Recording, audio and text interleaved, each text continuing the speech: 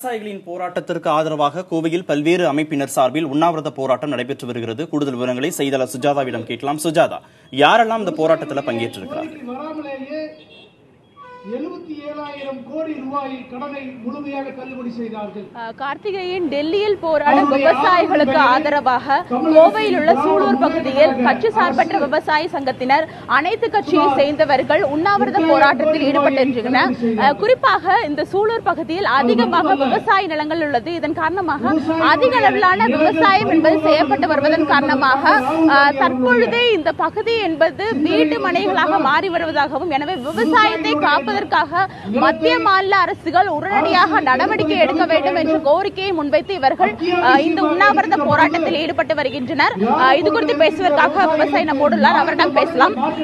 Sir, இப்போ வந்துட்டு என்ன மாதிரி கோரிக்கைகளை முன் வச்சு உண்ணாவிரத போராட்டத்தில் ஈடுபட்டிருக்கீங்க? எந்த அளவுக்கு டெல்லியில உண்ணாவிரத போராட்டத்தில் ஈடுபடுறவங்களுக்கு வந்துட்டு ஆதரவு தெரிவிக்கிறீங்க? இன்றைக்கு விவசாயிகளுடைய துயரங்களை நாட்டிற்கு கொண்டு சென்ற புதிய தலைமுறைக்கு முதலில் நாங்கள் நன்றியை தெரிவித்துக் கொள்கின்றோம். களத்தில் இருந்து நீங்கள் எடுக்கும் இந்த நிகழ்வுகள் மக்களிடம் சென்று சேர்வதை நாங்கள் மனதார வாழ்த்துகின்றோம். எங்களுக்கு இருக்கிற கஷ்டத்தை பத்தி பேசுறதுன்னா நாங்க ஒரு நாள் பூரா சொன்னாலும் முடியாது. ஆனால் இன்றைக்கு தற்காலிக நிவாரணம், நீண்ட நாள் நிவாரணம்னு ரெண்டு இருக்கு. நாங்க கேட்கறது தற்காலிக நிவாரணம் தான். தற்காலிக நிவாரணத்தை உடனடியாக கொடுங்கள்னு தான் சொல்றோம். அதற்காகத்தான் டெல்லியில போய் இன்னைக்கு 20 நாளாக போராட்டம். 400 விவசாயிகளுக்கு பக்கத்துல தமிழகத்தில் சரித்திரத்திலே இல்லாத வகையிலே அதிர்ச்சி மரணம் மற்றும் தற்கொலைகள் நடந்திருக்கின்றன.